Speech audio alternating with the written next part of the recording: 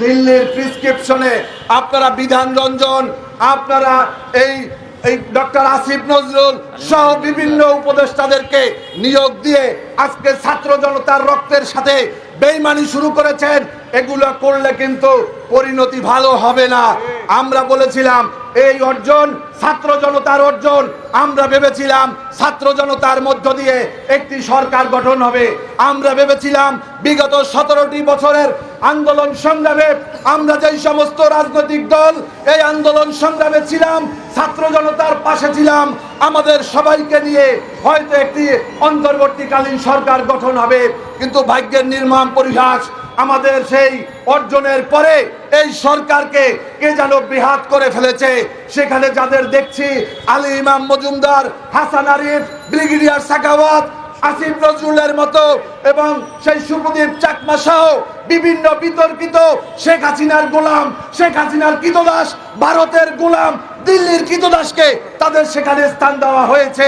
আমরা আমাদের বক্তব্য পরিষ্কার, এদেশের সংখ্যাগরিষ্ঠ মানুষের তাদের তাহজিব তামাদ্দুনের বিরুদ্ধে অবস্থান নিয়ে কেউ সিলিমিনি খেলবেন না, তার পরিণতি ভালো হবে না।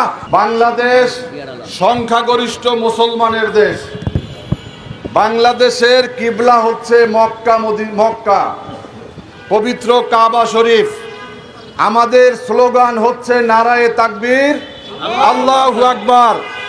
আমাদের নারায়ে তাকবীর, আল্লাহু আকবার শুনলে যাদের কপাল ভাঁজ হয়ে যায়, মনের ভিতরে অশান্তি জাগে, তাদেরকে ছোট একটা অনুরোধ করব, আপনাদেরকে বড় কোনো ভিসা পাসপোর্ট লাগবে না। সীমান্তে গেলেই আপনার ভারতে চলে যেতে পারবে।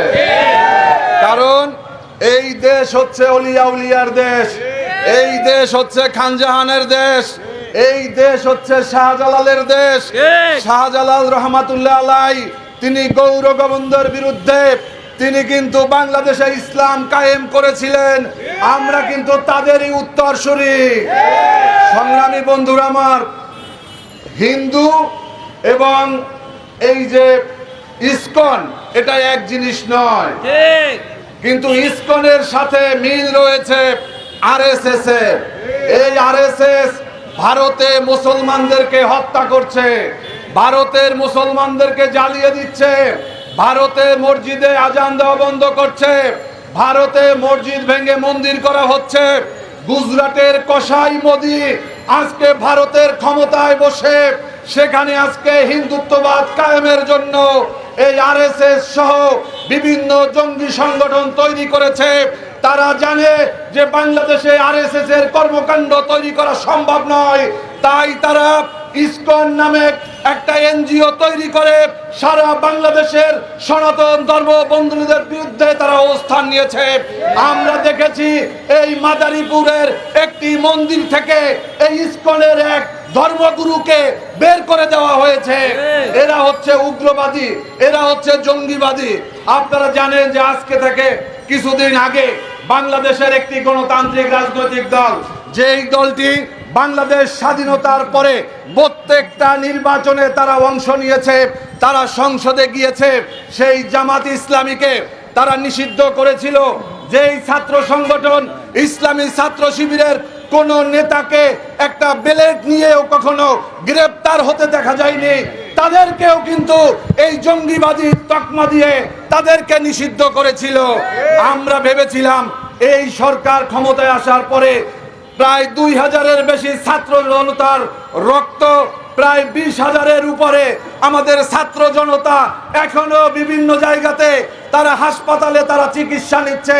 তাদের রক্তের উপরে দাঁড়িয়ে আজকে আমরা এই অন্তর্বর্তীকালীন সরকারকে আমরা সহযোগিতা দিতে প্রস্তুত এবং আমরা দিয়ে যাচ্ছি।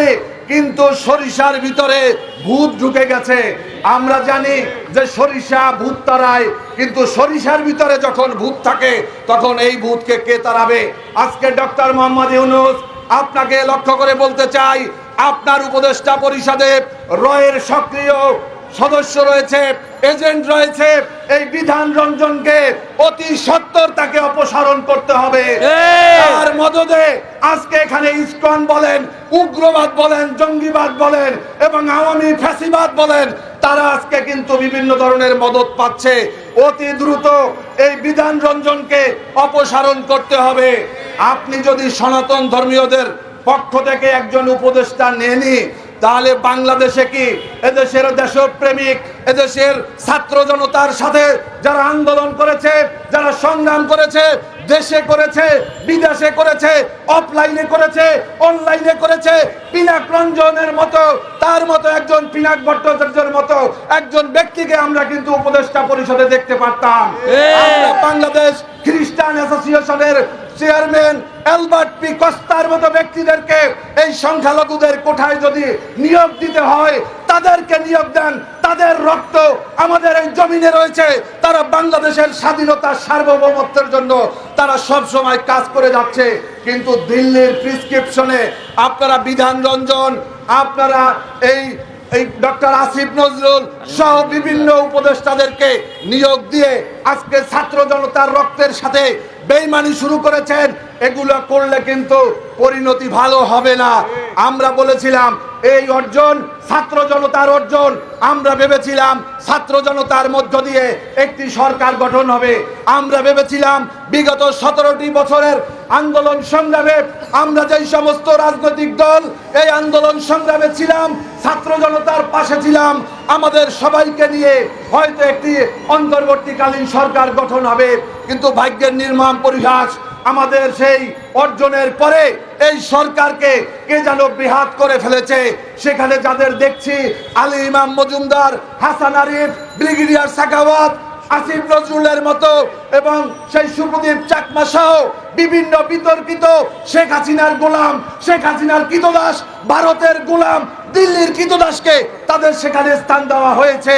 আমরা আমাদের বক্তব্য পরিষ্কার, এদেশের সংখ্যাগরিষ্ঠ মানুষের তাদের তাহজিব তামাদ্দুনের বিরুদ্ধে অবস্থান নিয়ে কেউ সিলিমিনি খেলবেন না, তার পরিণতি ভালো হবে না।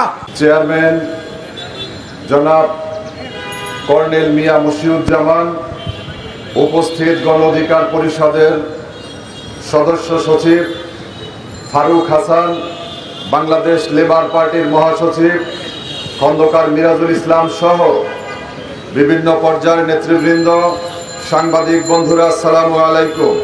আমি আমার বক্তব্যের শুরুতেই একটু তাকবীর দিয়ে আমরা একটু আল্লাহর কাছে প্রমাণ করতে চাই যে আমরা তাকবীরের পক্ষে আমরা মাঠে আছি।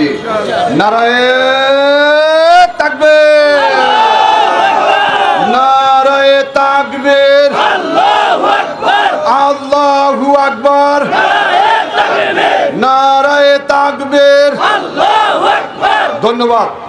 সংগ্রামী বন্ধুরা আমার, বাংলাদেশ সংখ্যাগরিষ্ঠ মুসলমানের দেশ।